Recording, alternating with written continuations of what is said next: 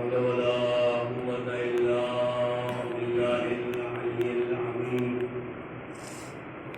حسبنا الله ونعم الوكيل نعم المولى ونعم النصير رب اشرح لي صدري ويسر لي أمري واحلل عقدة من لساني يفقهوا قولي أعوذ بالله من الشيطان الرجيم بسم الله الرحمن الرحيم الحمد لله الذي هدانا لهذا وما كنا لنهتدي لولا أن هدانا الله لقد جاءت رسل ربنا بالحق الصلاة والسلام على سيد الأنبياء والمرسلين سيد الأولين والآخرين النبي الأمي المكي المدني القرشي الهاشمي سيدنا ونبينا وشفيع ذنوبنا وحبيب قلوبنا وطبيب نفوسنا مولانا مولى الثقلين جد الحسن والحسين أبي القاسم محمد وعلى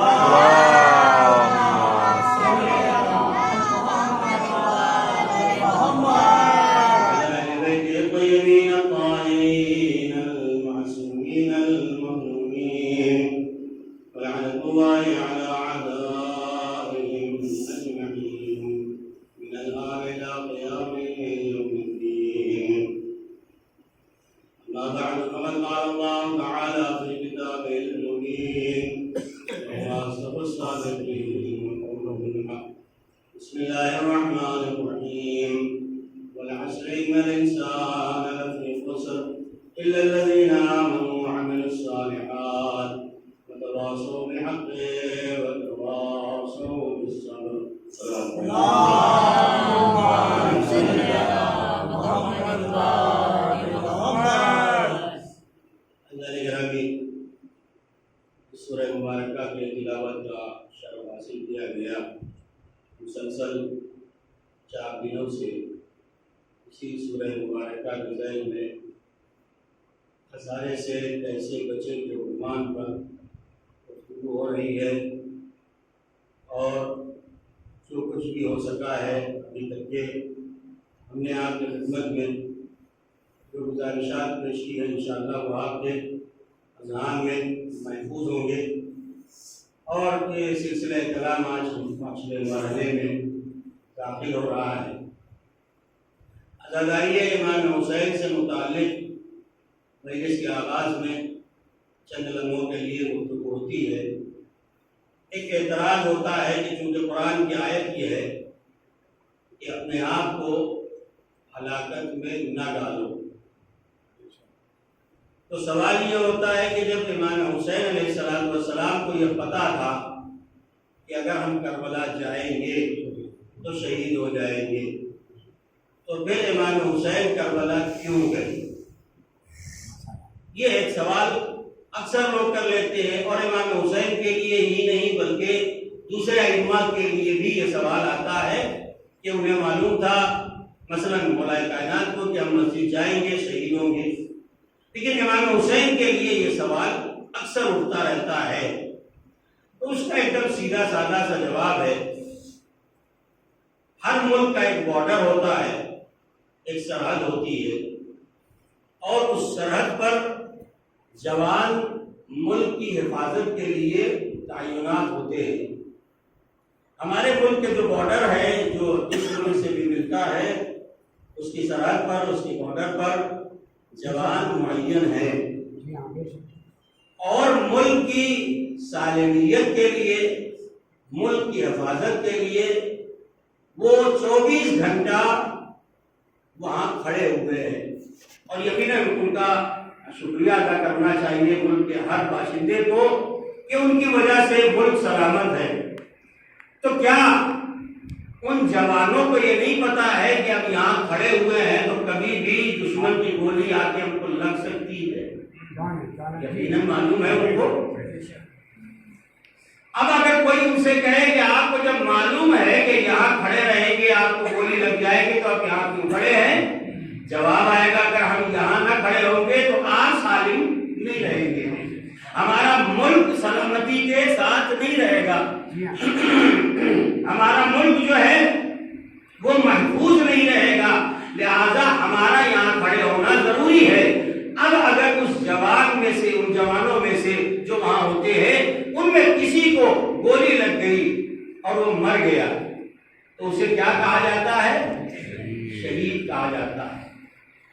जबकि शहीद का लफ्ज जो है वो इनके एतबार से वो मानी नहीं रखता जो हमारे और आपके एतबार से रखता है, मगर इनका भी अकीदा है और हर इंसान का अकीदा है कि अगर मुल्क की सलामती के लिए कोई अपनी जान दे दे तो वो शहीद होता है, मुर्दा नहीं होता है। बहुत तवज्जो करिएगा, मैं आपकी खिदमत में अर्ज करना चाह रहा हूँ।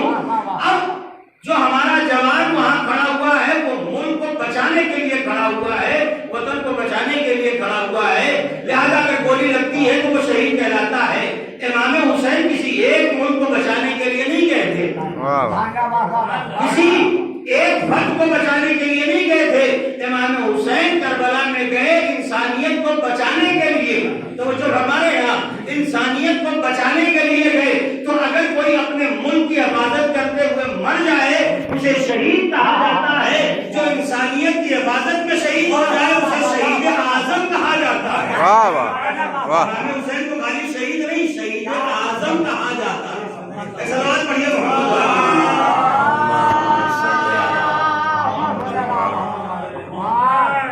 और अब यहीं पे एक सवाल और भी उठता है कि साहब ये बताइए इमाम हुसैन जीते या हारे?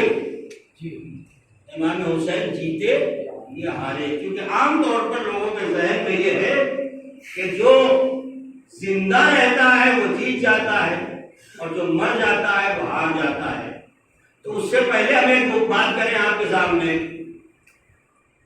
हिंदुस्तान में अक्सर इलेक्शन होते रहते हैं और आपने देखा है कि इलेक्शन से पहले जब लोग आते हैं तो हजारों की भीड़ होती है, जुलूस निकलता है, जिंदाबाद जिंदाबाद के नारे लगते हैं, लेकिन इलेक्शन का नतीजा आने के बाद जुलूस उसका निकलता है जो जीत जाता है।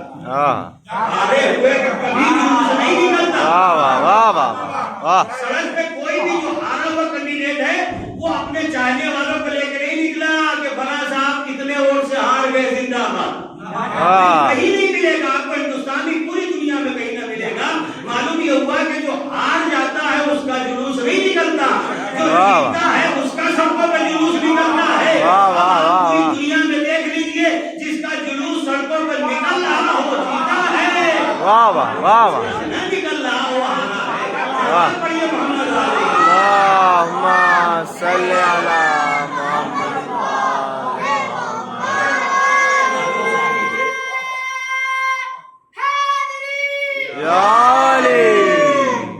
इमाम हुसैन का जुलूस निकलता है। और खास बात ये मैंने कल भी अर्ज किया था कि यजीद के रिश्तेदार आज भी हैं, रहमतुल्लाह अलैह और रज़ी अल्लाह, पता नहीं क्या क्या कहने पे तुले हुए हैं, लेकिन जो यजीद से मोहब्बत करते हैं उनके अंदर भी इतना दम नहीं है कि वो रोड पे आके यजीद की तारीफ कर सके।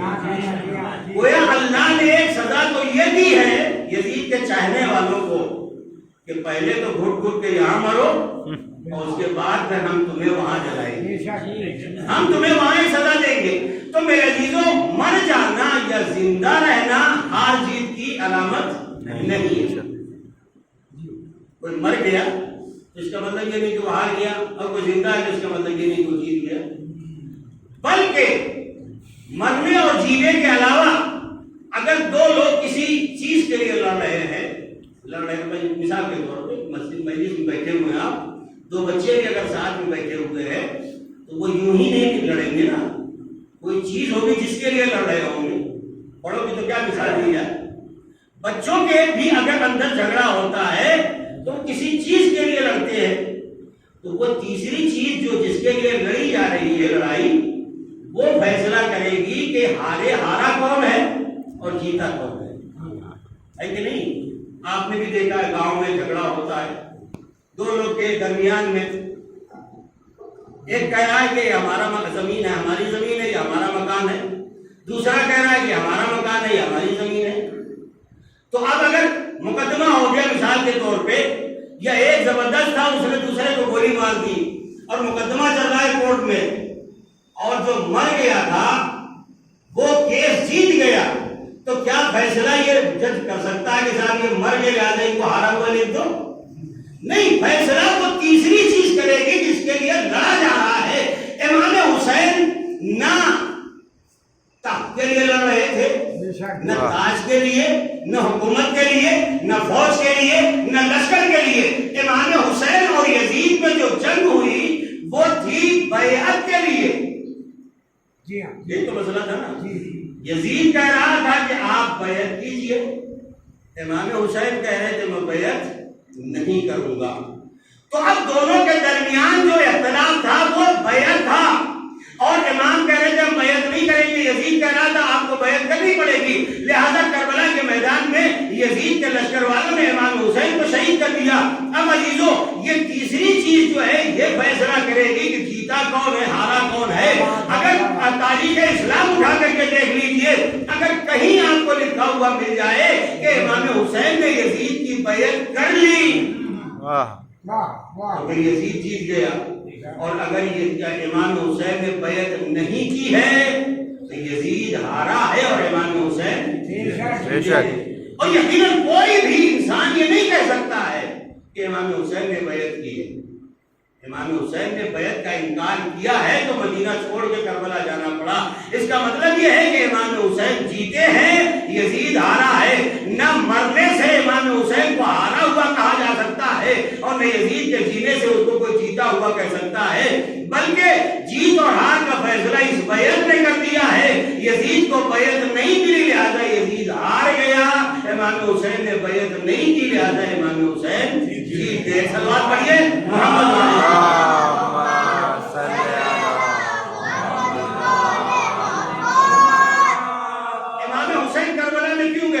یہیں سے ہم اپنے موضوع سے متصل ہونا چاہ رہے ہیں۔ امام حسین کربلا کیوں گئے؟ امام حسین نے بیعت سے انکار کیوں کیا؟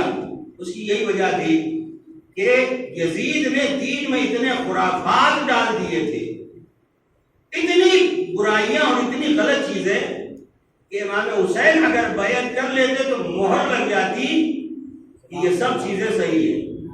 یہی تو مسئلہ تھا۔ گویا امام حسین لوگوں کو خسارے سے بچانا چاہ رہے تھے، اور جو لوگ خسارے سے بچنا چاہ رہے تھے، ورنہ بہت سارے لوگ امام کے ساتھ میں چلے تھے، راستے میں امام حسین کا ساتھ چھوڑ دیا۔ ہمارے سماج میں بھی بہت سارے خرافات ہیں، ہمارے سماج میں بہت سارے خرافات ہیں۔ حالانکہ ہم اور آپ، یہ جو ہمارا سماج ہے وہ یہ کہتا ہے کہ ہم سے بڑا دیندار، ہم سے بڑا ایمان والا، ہم سے پکا عقیدے والا کوئی نہیں ملے گا۔ لیکن ذرا توجہ کریے گا، میں نے پرسوں کے مجلس میں کہا تھا کہ جب انسان نفع اور نقصان کا زیادہ سوچتا ہے، اسی پہ سارا کام ہوتا ہے، تو انسان وہمی ہو جاتا ہے، توہم پرست ہو جاتا ہے، اور اس کے نتیجے میں کچھ چیزیں ہمارے درمیان میں پیدا ہوتی ہیں جس کو عام زبان میں شگن اور بدشگن کہا جائے یا اپشگن کہا جائے۔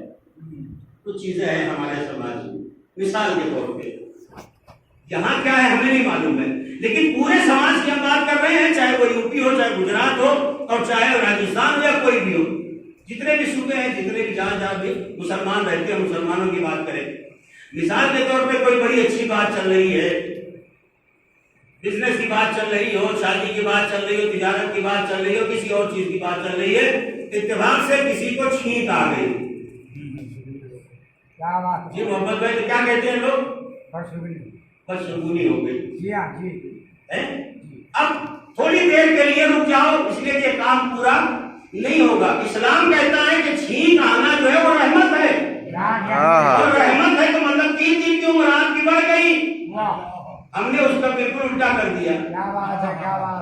رحمت سمجھ کر کے تو آپ کو کام اور آگے بڑھا دینا چاہیے کہ اللہ کی طرف سے رحمت آئی ہے، واہ واہ مگر یہی کہ میں جملہ کو بہت معذرت کے ساتھ میں کہ ایک شریعت جو ہے وہ اللہ نے بھیجی، ایک شریعت خواتین نے بنائی اور یہ ساری چیزیں جو ہے وہ زیادہ تر عورتوں ہی میں پائی جاتی ہے، اور مرد بیچارے اس لیے نہیں بول پاتے ہیں کہ مجبور ہے، کرے تو کیا کریں، اگر یہاں پہنچے تو وہاں جا کر کے اچھا کچھ چیزیں ہیں مردوں میں بھی عورتوں میں بھی ہے، دونوں برابر ہے، ہم دونوں کی بات پڑھیں گے، ہمیں بھی تو جانا ہے نا، ورنہ تو مسئلہ خراب ہو جائے گا۔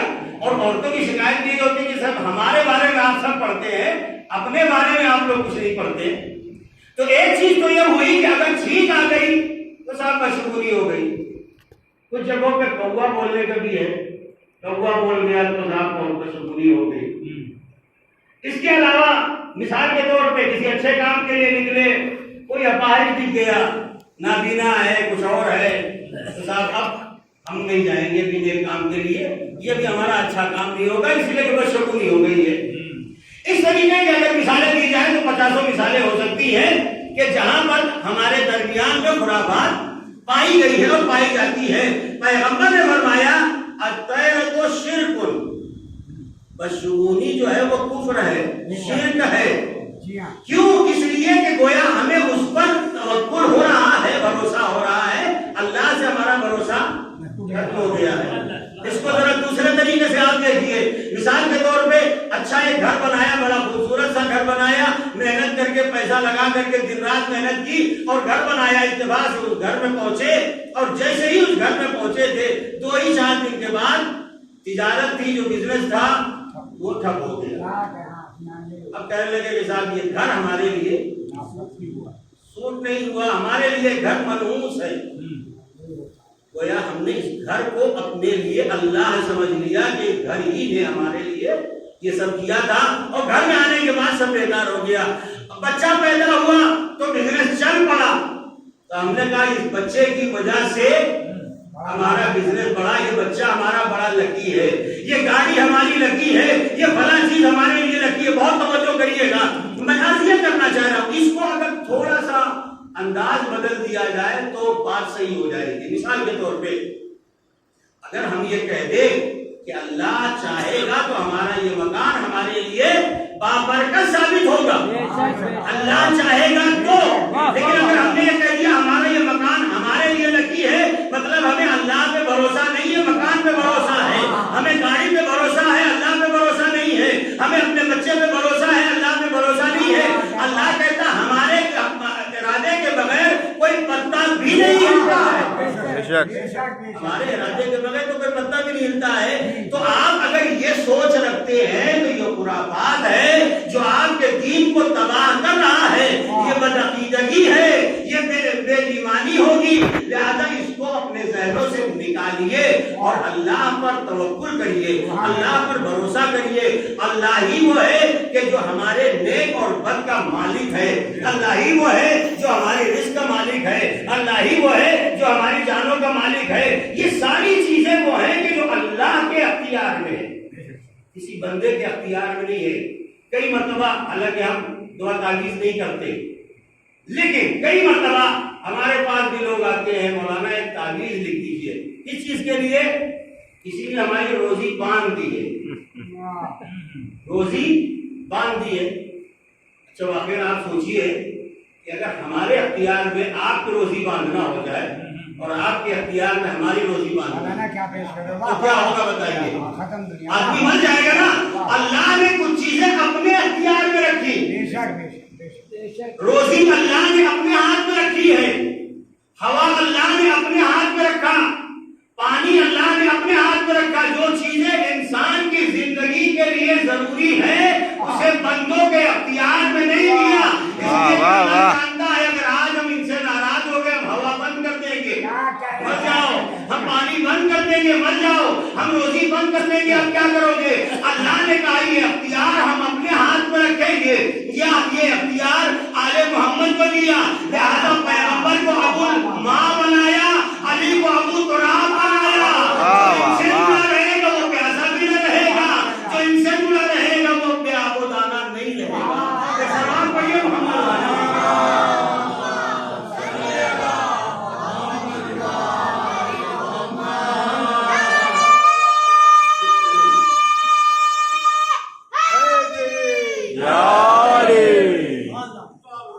یہ ساری چیزیں جو ہے وہ ہمارے سماج میں بہت عام ہیں، اور جو چیزیں دیکھنے میں آتی ہے واقعی کبھی کبھی ایسا لگتا ہے کہ ہم کہہ تو رہے ہیں کہ ہمارا عقیدہ بہت مضبوط ہے، ورنہ لیکن حقیقت میں ہمارا عقیدہ مضبوط نہیں ہے۔ ایک جملہ اور کہوں گا، اس لیے کہ ابھی ایک دو دن میں ایک دو ویڈیو آئی ہے سامنے، میں مولانا غلام عسکری صاحب خطیب اعظم علی اللہ مقامہ کو جملہ عرض کرنا چاہتا ہوں جو معجزے کے عنوان سے آ رہا ہے، اس کے اوپر خالی ذرا سنیے گا۔ اکثر ہوتا کیا ہے، آپ نے ویڈیو دیکھی معجزے والی، ایک ویڈیو نہیں دو ویڈیو اور آ چکی ہے، ایک حیدرآباد کی آ چکی ہے، ایک نوگاں سادات سے بھی آ چکی ہے، ماشاءاللہ سے 3 معجزے کی ویڈیو آ گئی ہے۔ خطیب اعظم علی اللہ مقامہ فرماتے تھے کہ پہلی بات تو آپ یہ سمجھ لیں، ہم اور آپ کے معجزہ جو ہے وہ یا نبی کرتا ہے یا امام، نہ ہم کر سکتے ہیں نہ آپ کر سکتے ہیں، نہ اپنے آپ ہو سکتا ہے، اسے معجزہ نہیں کہا جا سکتا ہے، یہ سمجھ لیجئے۔ تو خطیب اعظم فرماتے تھے کہ جو لوگ اس طریقے کے کام کرتے ہیں، ہمیں اس کی اصلیت نہیں معلوم ہے، ہم اس کے بارے میں بات نہیں کر رہے ہیں، ہم ایک جنرل بات کر رہے ہیں کہ کچھ لوگ جو ہوشیار ٹائپ کے ہوتے ہیں وہ اس طریقے کی جب چیزیں آتی ہیں سامنے تو کہتے ہیں کہ جو حلالی ہوگا اسی کو دکھائی دے گا، ایسی نفس پکڑتے ہیں آپ کہہ نہیں سکتے۔ اب مثال کے طور پر 10 لوگ کھڑے ہوئے ہیں، وہاں سے وہاں معجزہ ہوا ہے، کہاں ہوا پہ ہمیں تو نہیں دکھائی دے رہا ہے، کسی نے کہا جو حلالی ہوگا اسی کو دکھائی دے گا۔ اب کیا کریں گے آپ کیا تو کہہ دیجیے ہمیں نہیں دکھائی دے رہا ہے تو اپنے آپ کو غیر حلالی ثابت کریے، لہذا آدمی کہتا ہے کہ ٹھیک ہے ہمیں بھی دکھائی دے رہا ہے، ہمیں بھی دکھائی دے رہا ہے، یہ انسان کے عقیدے کی کمزوری ہے۔ ہمیں کیا ہے کہ ہمیں اپنے عقیدے کو اس کو حلالی اور حرامی ہونے کو بچانا ہے، اب اپنے آپ کو حلالی ثابت کرنے کے لیے بہت سی غلط چیزوں کی ہم تعین کر بیٹھتے ہیں، لہذا ہوشیاروں سے ہوشیار رہیے کہ ایسے شکاری بہت سارے گھومتے رہتے ہیں جو لوگوں کا شکار کرنا چاہتے ہیں، آل محمد کے چاہنے والے شکار ہوتے نہیں ہیں۔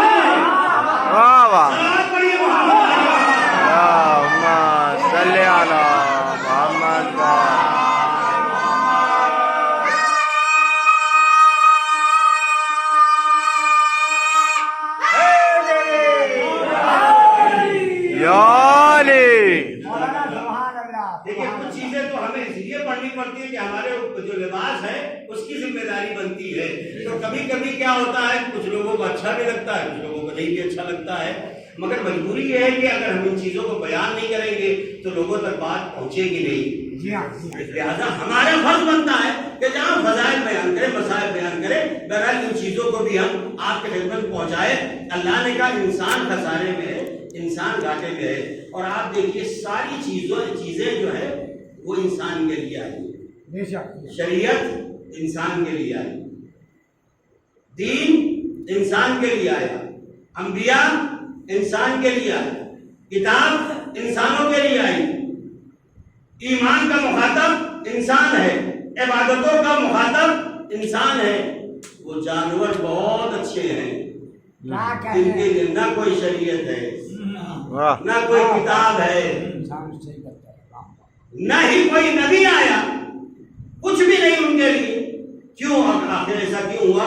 مخلوق تو وہ بھی ہے اللہ کی، تو ان کے لیے بھی کتاب آنی چاہیے، انبیاء بھیجے جانے چاہیے۔ اس کی وجہ یہ ہے کہ اللہ نے ان کو ایک مخصوص جبلت پر خلق کیا ہے، اور بہت سیدھی سی بات ہے، کبوتر جو ہے وہ ہمیشہ دانا کھائے گا، کبھی گوشت نہیں کھائے گا، شیر جو ہے وہ گوشت کھائے گا، گھاس نہیں کھائے گا، بکری ہے وہ گھاس کھائے گی، گوشت نہیں کھائے گی، اس لیے کہ ان کو اللہ نے اسی جبلت پر خلق کیا ہے، لہٰذا ان کے لیے نہ شریعت کی ضرورت ہے، نہ کتاب کی ضرورت ہے، نہ انبیاء کی ضرورت ہے، سب ان کا ایک دم فکس روٹین ہے، اسی پہ وہ چلیں گے۔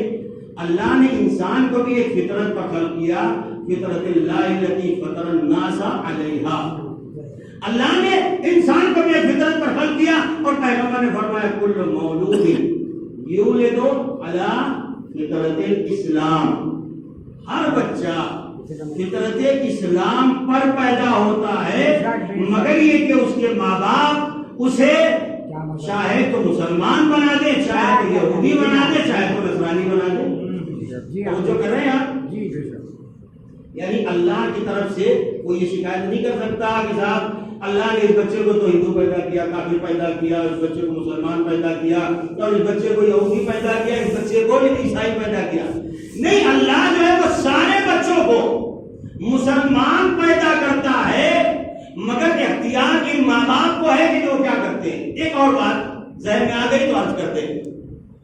وہ بچے جو پیدا ہوتے ہی مر گئے، یا وہ بچے جو پیدا ہوئے دماغی توازن ان کا خراب رہا، وہ پوری زندگی ان کی اسی حال میں گزر گئی، یا وہ لوگ کہ جو ایسی جگہ پہ رہ رہے ہیں جہاں دین نہیں پہنچا اور مر گئے وہ، اب وہ جب قیامت میں پہنچیں گے تو ان کا حساب کتاب کیسے ہوگا؟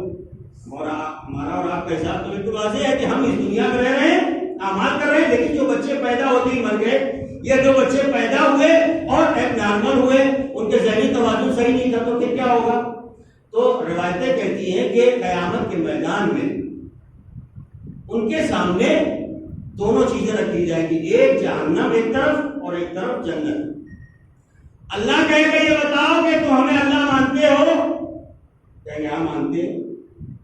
اللہ کہے گا جو ہم کہیں گے وہ کرو گے؟ کہیں گے اللہ بالکل کریں گے. تو اللہ کہے گا ہم حکم دیتے ہیں کہ جہنم میں چلے جاؤ. کچھ کہیں گے چونکہ اللہ کا حکم ہے لہذا ہمیں جہنم میں جانا چاہیے، تو کچھ لوگ جہنم کی طرف چلیں گے، کچھ لوگ کہیں گے ہم یہاں چلنے مرنے تھوڑی نہ آئے ہیں، ہم جہنم میں نہیں جائیں گے. بس یہی فیصلہ ہوگا، جو اطاعت کرنے والا ہوگا وہ جنت میں چلا جائے گا، جو انکار کرنے والا ہوگا وہ جہنم میں چلا جائے گا. سمجھ گیا؟ دنیا میں بھی اطاعت اور آخرت میں بھی اطاعت. تو ہر بچہ فطرت اسلام میں پیدا ہوتا ہے، اس کے ماں باپ اسے یہودی بناتے ہیں، نصرانی بناتے ہیں، مجوسی بناتے ہیں، کافر بناتے ہیں، مسلمان بناتے ہیں. اب آپ کی خدمت میں جملہ عرض کروں، جب یہ بات طے ہے کہ بچہ اسلام کی فطرت میں پیدا ہوتا ہے، ماں باپ کے ہاتھوں میں آ کر کے، آغوش میں آ کر کے پرورش کے اعتبار سے وہ بدل جاتا ہے، تو میں نتیجہ جملہ کہوں، ابو طالب نے اپنے آغوش میں 2 بچے پالے. اگر ابو طالب کافر ہے تو ابو طالب کے سلسلے میں جملہ کہا جائے 2 بچے پالے، ایک کا نام محمد ہے، ایک کا نام علی ہے، ایک نبی بن گیا، ایک امام بن گیا. کیا کہنا آغوش ہے ابو طالب کا؟ صلوات پڑھیے محمد صلی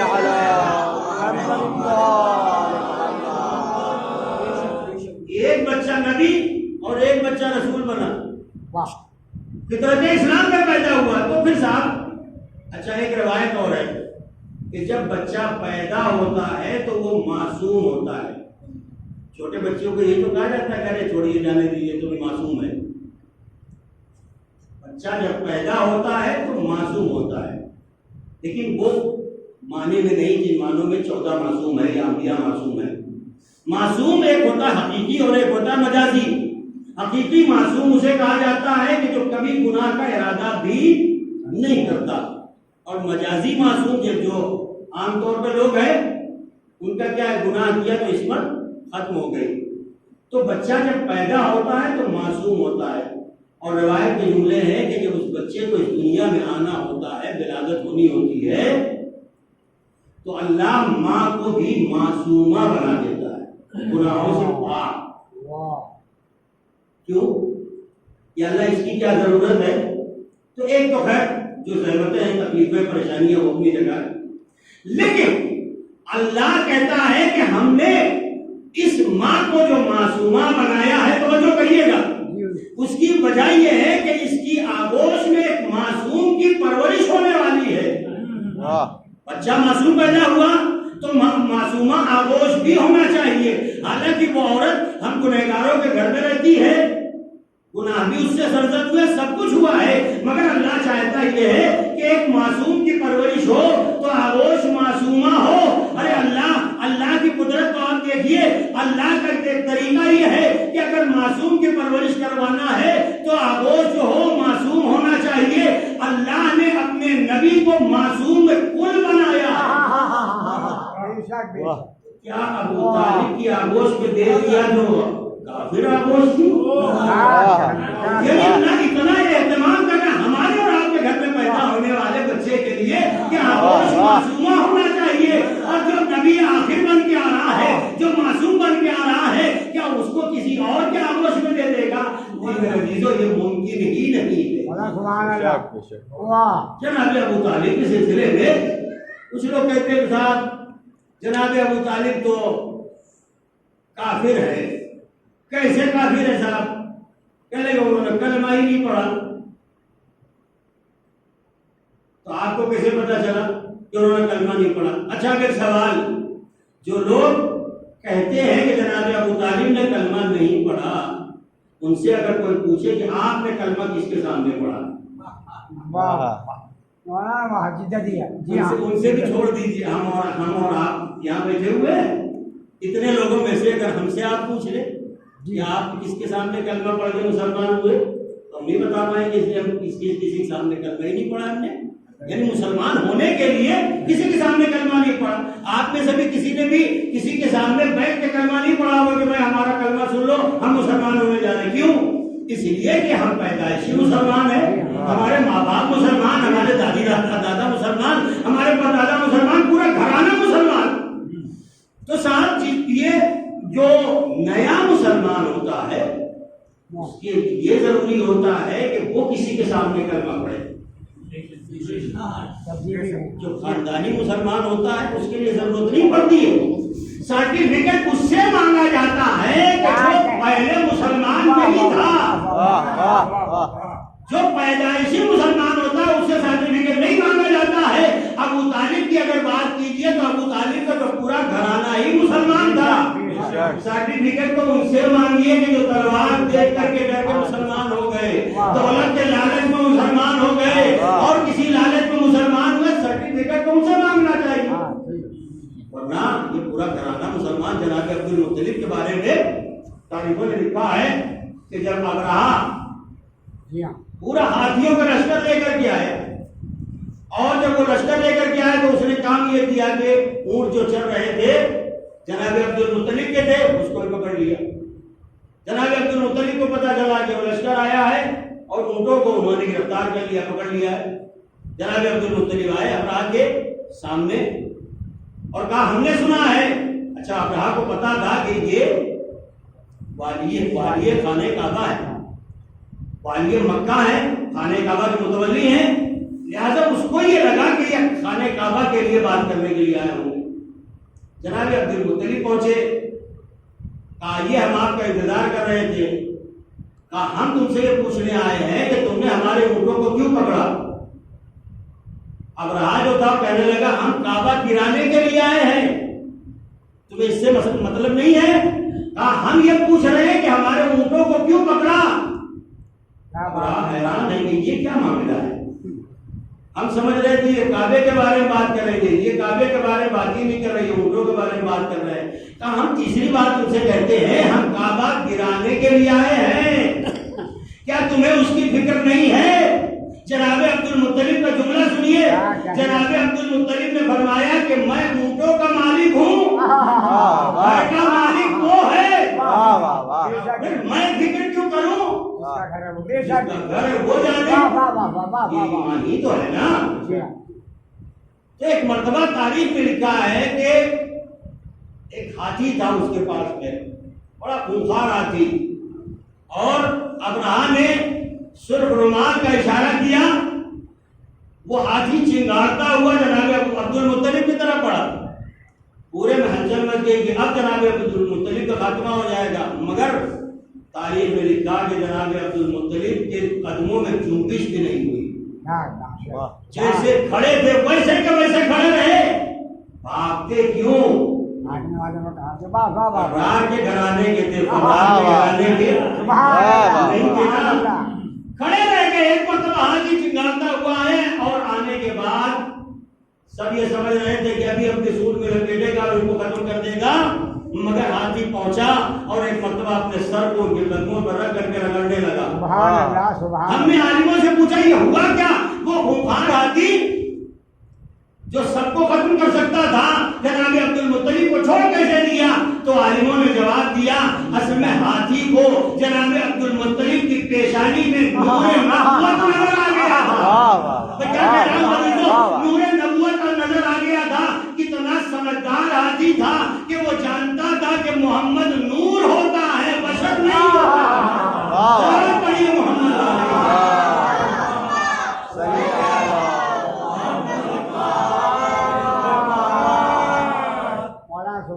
अब जनाब अबू तालिब के बारे में क्या गुफ्तगू की जाए, ईमान के बारे में क्या गुफ्तगू की जाए? भाई जनाब अबू तालिब के बारे में यही बात होती है कि चूंकि उन्होंने कलमा नहीं पढ़ा लिहाजा वो मुसलमान नहीं काफिर है। तो अब पूछिए किसी से कि आपको कैसे पता चला, तो कहते ही है कि जनाब अबू तालिब के जब वफात का वक्त करीब आया तो पैगंबर ने जाकर के कान में कहा, जुमला सुनिएगा, कान में जाके कहा चचा कलमा पढ़ लीजिए। और जनाब अबू तालिब ने कलमा नहीं पढ़ा। सवाल ये है अजीजों कि जब किसी के जागने का वक्त होता है, मरने के करीब इंसान होता है, तो क्या आपने कभी किसी को देखा है कि किसी को ले जाके चौराहे पर लेटा दिया जाता हो?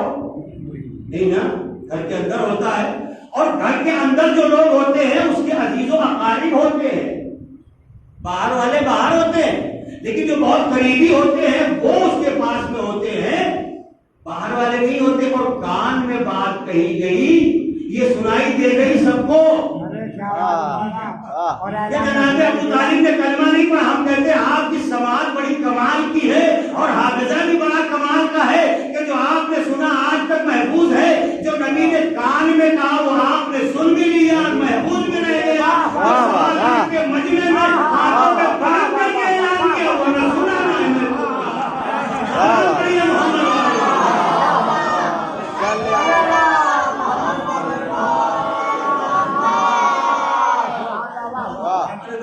गरीब बात है। सवा लाख के मजमे में पैगंबर ने अपने हाथों पे बरत करके ऐलान फरमाया, वो आपको याद ही नहीं है, ना आपने देखा, ना आपने सुना, ना आपके ज़हन में महफूज है। जो कान में बात कही गई थी वो आपने सुन भी लिया, आपके कानों में बात भी आ गई, आपके ज़हन में महफूज भी रह गई। जनाब अबू तालिब के ईमान के बारे में गुफ्तगू करना ही फजूल है हकीकत में कहा जाए, इसलिए कि जनाब अबू तालिब का ईमान ऐसा है। किसी ने इमाम मोहम्मद बाक़िर अलैहिस्सलातु वस्सलाम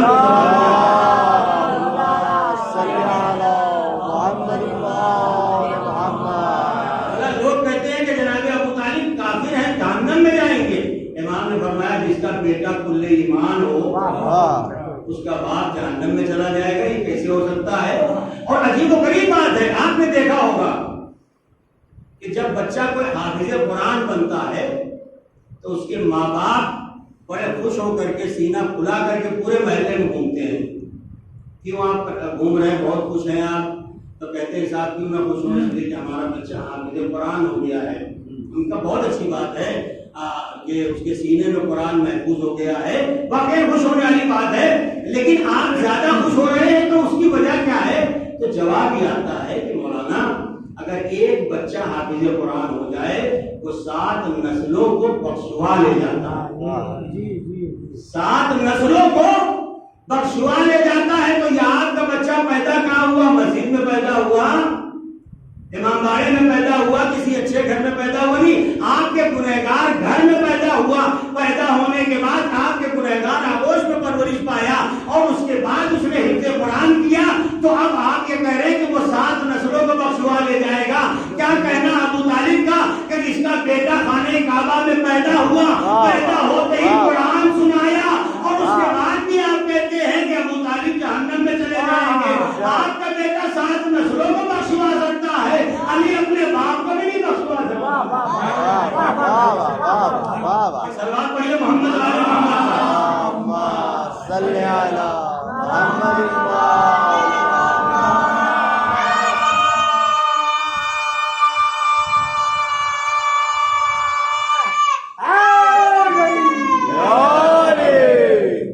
हालांकि ये जो अकीदा बना जनाब अबू तालिब के सिलसिले में, ये अकीदा पहले नहीं था, उस वक्त नहीं था, बाद में ये अकीदा बना है।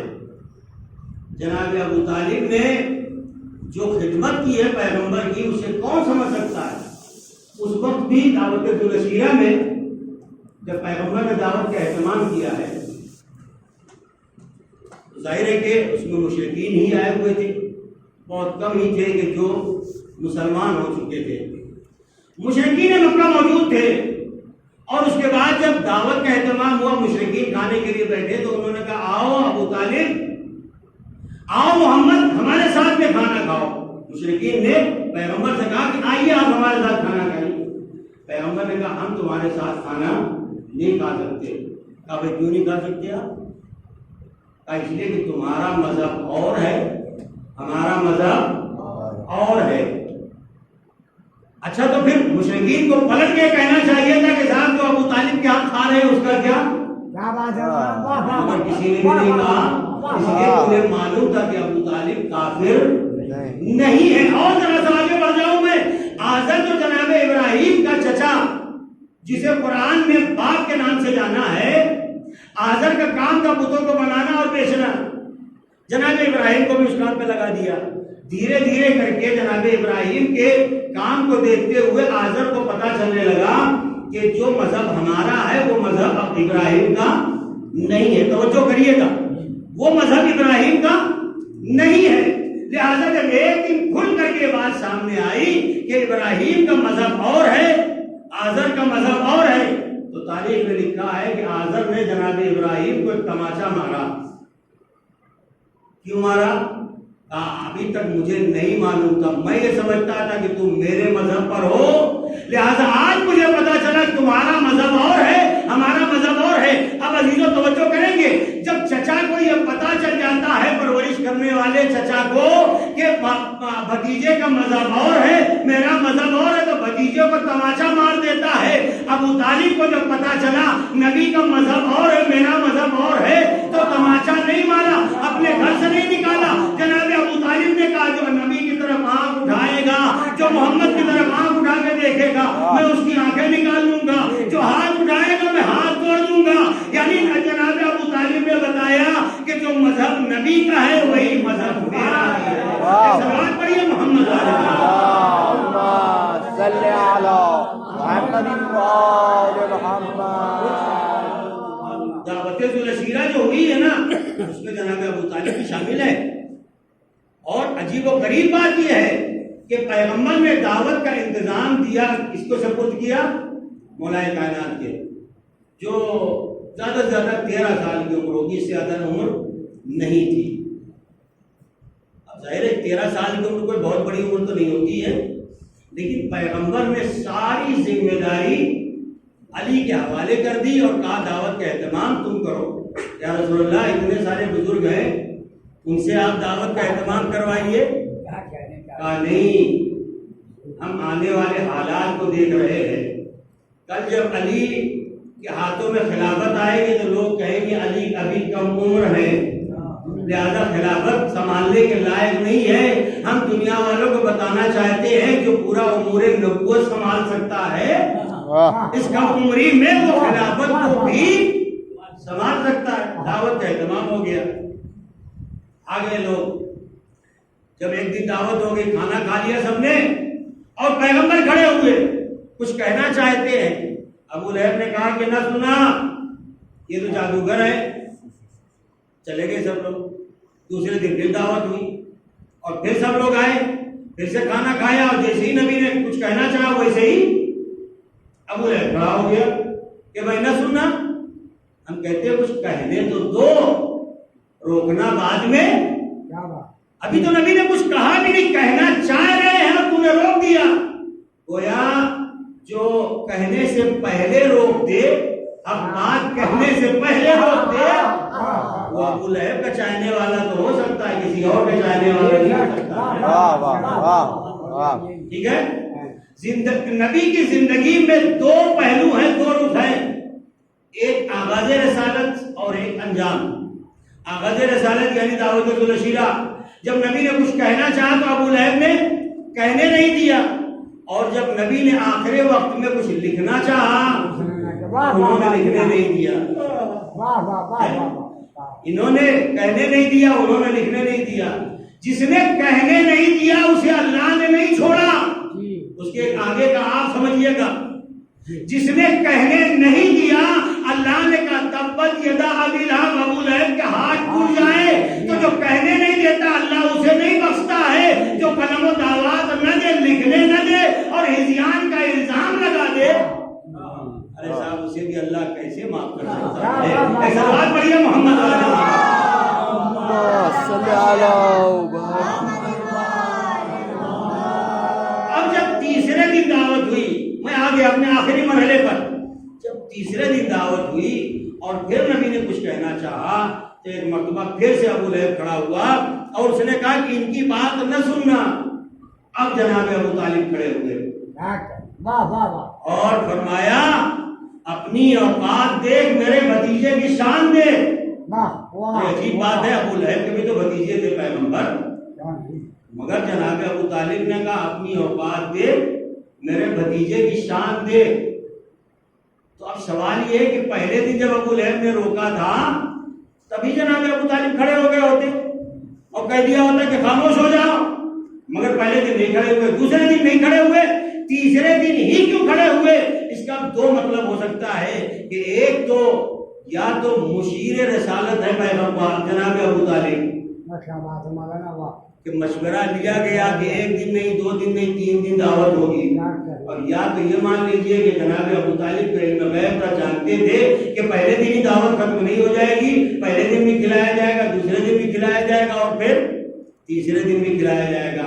اب عزیزوں جناب ابو طالب نے جب جملہ کہا ہے کہ خاموش ہو جا، اپنی اوقات دیکھ، میرے بھتیجے کی شان دیکھ، ابو لہب کو تو پلٹ کے کہنا چاہیے تھا ابو طالب جیسے محمد تمہارے بھتیجے ہیں ویسے ہی میرے بھی بھتیجے ہیں، مگر ابو لہب نے پلٹ کے نہیں کہا. دیکھیں کچھ رشتے وہ ہے کہ جو اللہ بناتا ہے، کچھ رشتے وہ ہے جو انسان بناتا ہے. چچا بھتیجے کا رشتہ اللہ بناتا ہے، باپ بیٹے کا رشتہ اللہ بناتا ہے، باپ بیٹے کا رشتہ اللہ بناتا ہے، مگر شوہر و زوجہ کا رشتہ اللہ نہیں بناتا، انسان بناتا ہے. یہ بہت سارے رشتے ہیں. تو عزیزوں ابو لہب جانتا تھا کہ جب حق کے مقابلے پر سگا رشتہ بھی آ جائے تو وہ ٹکتا نہیں ہے، اس لیے کہ سگا رشتہ ہو مگر حق کے مقابلے پہ آ کے نہیں رک سکتا ہے. تو یاد رکھیے گا اگر سگا رشتہ بھی حق کے مقابلے پہ آ جائے تو نہیں ٹکتا ہے. تو جو اللہ کا بنایا ہوا رشتہ ہے وہ نہ ٹکے تو بندوں کا بنایا ہوا رشتہ اگر کسی حق کے مقابلے پہ کوئی آ جائے، کاش کہ میں وہاں تک پہنچا لے گیا ہوں، اس لیے کہ اگر کوئی آ گئی ہو بلکہ اگر حق کے مقابلے پہ آ گئی ہو تو یقیناً جو اللہ کا بنایا ہوا رشتہ نہ ٹکا، بندوں کا بنایا ہوا رشتہ ایسے ٹک سکتا ہے. عزیزو جناب ابو طالب کی عظمت کو کون سمجھ سکتا ہے؟ تاریخ دیکھیے، جب تک پیغمبر مکے میں رہے ایک بھی جنگ نہیں ہوئی ہے، لیکن مدینے میں جانے کے بعد جنگیں ہوئی ہیں. اس کی وجہ یہی ہے کہ جب تک جناب ابو طالب حیات تھے کسی میں مجال نہیں تھی کہ جو پیغمبر کی طرف نگاہ اٹھا کے بھی دیکھ لیتا. لیکن ادھر جناب ابو طالب کی وفات ہوئی اور اس کے بعد پیغمبر کے اوپر مصیبتیں آنے لگی اور نتیجہ یہ ہوا کہ پیغمبر کو ہجرت کرنا پڑا. اور ہجرت کرنے کے بعد مدینے میں گئے تو تقریباً پیغمبر نے اپنی حیات میں جو جنگیں لڑی ہیں، جو مارکے ہوئے جس کو غزوات کہا جاتا ہے، 26 یا 27 ہے جو مولائے کائنات کے ساتھ میں لڑا ہے. اور غزوہ کہا ہی اس کو جاتا ہے جس میں پیغمبر خود شامل رہے ہوں، چاہے جنگ کیا ہو یا نہ کیا ہو. لیکن بہرحال پیغمبر کی زندگی میں جو جنگیں ہوئی ہیں وہ 26 سے 27 رہی ہے. تو جب جناب ابو طالب وفات ہو گئی اس کے بعد پیغمبر کے سامنے لشکر آیا ہے، مشرکین کا لشکر آیا ہے اور جنگ کرنے کے ارادے سے آیا ہے. یعنی جناب ابو طالب جب تک رہے، جب تک کہ سینہ سپر تھے اور کسی میں مجال نہیں تھی کہ جو پیغمبر کی طرف آنکھ اٹھا کے دیکھ لیتا. اس کے بعد یہ وفاداری کا سلسلہ آگے بڑھا جب تک مولائے کائنات رہے، جب تک کوئی نبی کی طرف انگلی نہیں اٹھا سکا. اس لیے کہ رسول کو بچانا تھا، دین کو بچانا تھا، اسلام کو بچانا تھا. عزیزو اسی دین پہ جب وقت پڑا تو امام حسین نے مدینے کو جو چھوڑنا گوارا کیا، دین پہ آنچ آنا گوارا نہیں کیا. ایک ایک دن دھیرے دھیرے کر کے گزرتا جا رہا ہے. آج 5 محرم ہو گئی، ابھی تک کے جو مصائب ہو رہے تھے وہ اصحاب امام حسین کے تھے، لیکن آج سے جو مصائب کا سلسلہ ہے وہ بنی ہاشم کے جوانوں اور بنی ہاشم کے لوگوں کے مصائب ہیں۔ ارباب اعضاء عموماً 5 محرم کو جناب محمد فرزندان جناب زینب ان کے مصائب ہوتے ہیں۔ آپ جانتے ہیں کہ امام حسین جب مدینے سے کربلا کے لیے روانہ ہو رہے تھے تو ایک مرتبہ جناب زینب نے کہا تھا بھیا میں بھی ساتھ میں چلوں۔ امام حسین نے کہا تھا بہن زینب میں تمہیں ساتھ لے جانے کے لیے تیار ہوں، مگر یہ شرط ہے کہ تم جاؤ اور عبداللہ سے اجازت لے کر کے آؤ۔ جب تک عبداللہ اجازت نہ دیں گے میں تمہیں اپنے ساتھ نہیں لے جا سکتا، اس لیے کہ وہ تمہارے شوہر ہے۔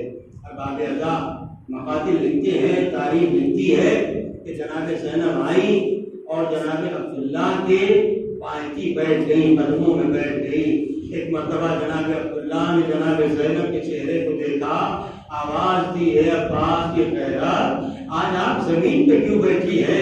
کہا عبداللہ میں ایک سوال کرنے کے لیے آئی ہوں، آپ جانتے ہیں کہ میرا بھیا حسین مدینہ چھوڑ رہا ہے، میں چاہتی ہوں کہ میں بھی اپنے بھیا کے ساتھ جاؤں، مگر شریعت نے یہ کہا ہے کہ اگر شوہر کی اجازت ہو تو ہی میں جا سکتی ہوں۔ عبداللہ میں آپ سے اجازت لینے کے لیے آئی ہوں، اور اے عبداللہ اتنا یاد رکھیے گا اگر آپ اجازت نہ دیں گے تو میں نہیں جاؤں گی، لیکن اتنا یاد رکھیے گا ادھر حسین کا قافلہ نکلے گا، ادھر سے زینب کا جنازہ نکلے گا۔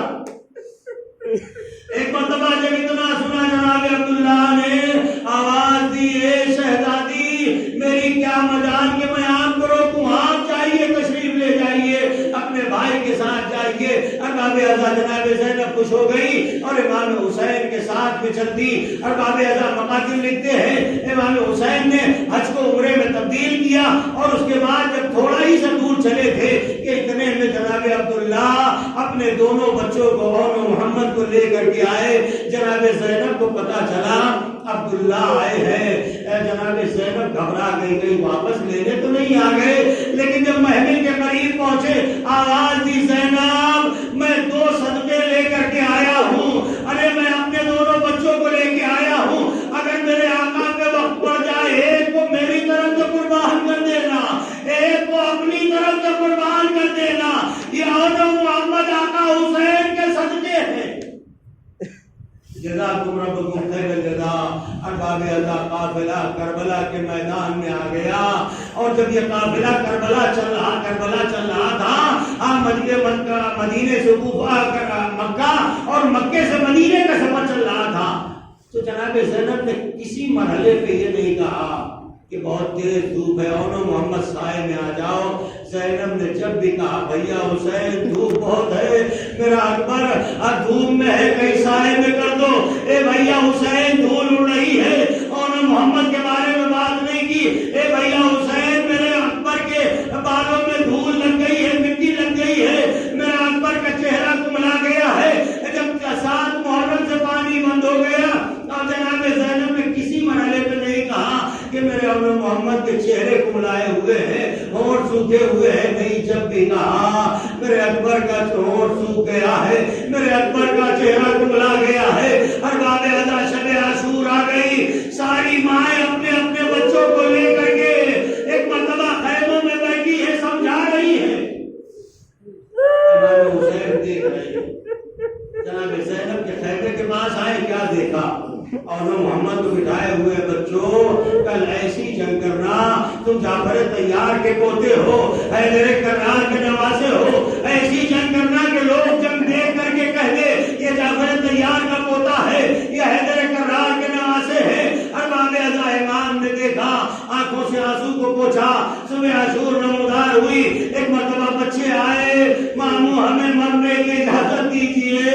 امام حسین نے کہا اے بچوں ارے میں تمہیں مرنے کی اجازت کیسے دوں؟ بچوں نے کہا ماموں اماں نے مجھ سے کہا ہے جا کر کے ماموں سے اجازت لو، لیکن حسین نے واپس بھیجا۔ کئی مرتبہ بچے آئے واپس چلے گئے، ایک مرتبہ جناب زینب نے اما فضہ سے کہا اما فضہ جاؤ ذرا میرے ماجائے کو بلاؤ، حسین بات کرنا چاہ رہی ہے۔ حسین سمجھ گئے کہ زینب کیا بات کرے گی، بس حسین نے اجازت دی اور محمد مقتل میں آئے۔ ایک مرتبہ جنگ کرتے کرتے جب ایک طرف عون گرے ایک طرف محمد گرے، جب دونوں بچے گرے آواز دی ماموں ہماری مدد کو آئیے۔ ایک طرف عباس دوڑے ایک طرف حسین چلے، ایک کا لاشا حسین نے اٹھایا ایک کا لاشا عباس نے اٹھایا۔ جزاکم ربکم خیر الجزا۔ ارباب رضا اللہ آپ کو کوئی غم نہ دے سوائے غم اہل بیت کے۔ یزیدی فوج کا طریقہ یہ تھا کہ جب کوئی گھوڑے سے گرتا تھا تو ایک مرتبہ خوشی کے نقارے بجنے لگتے تھے، ادھر نقارے بجتے تھے، ادھر خیموں میں بیویاں ماتم کرنا شروع کرتی تھی۔ بچے دونوں بچے گرے، نقارے بجنا شروع ہوئے، اور ایک بار ساری بیویاں اکٹھا ہوئی، اے شہزادی ہم آپ کو اور محمد کا پرسہ دیتے ہیں۔ جناب زینب نے کہا پرسہ نہ دو، ہمارے بچوں کی امانات آئی ہے۔ جزاکم ربکم خیر الجزا۔ ارباب رضا جناب محمد کے لاشے خیمے میں آئے، مگر زینب نے اون محمد کا ماتم نہیں کیا، نہیں روئی اون محمد پہ۔ کسی نے پوچھا بی بی آپ اپنے بچوں کو نہیں رو رہی ہے؟ کہا بیبیوں دعا کرو میرا بھیا حسین بچ جائے، زہرا کا لال بچ جائے۔ زینب نہیں روئی، کبھی راستے میں بھی نہیں روئی۔ ایک مرتبہ جب یہ قافلہ زندان شام میں آ گیا، زندان شام سے رہائی ہوئی، اور جب سرائے شہداء آنے لگے سارے سروں کو بیویوں نے لے لیا، تو ننھے ننھے سر آئے مگر کوئی لینے والا آگے نہ بڑھا۔ شام کی عورتوں نے کہا کہ کوئی ماں زندہ نہیں ہے۔ زینب نے کہا بیویوں جانے دو، زینب زندہ ہے مگر زینب حسین کا ماتم کرے یا محمد کا ماتم کرے۔ رہائی ملی، زینب مدینے آئی۔ ایک مرتبہ جب اپنے گھر میں آئی، دو ننھے ننھے بستر دے کے، دو مسلح دے کے، ایک مرتبہ کربلا کا رخ کیا، اے ہمیں معاف کرنا، میں تم پر آنسو نہ بہا سکی، ارے میں نے حسین کا ماتم کیا جس کی ماں زندہ تھی۔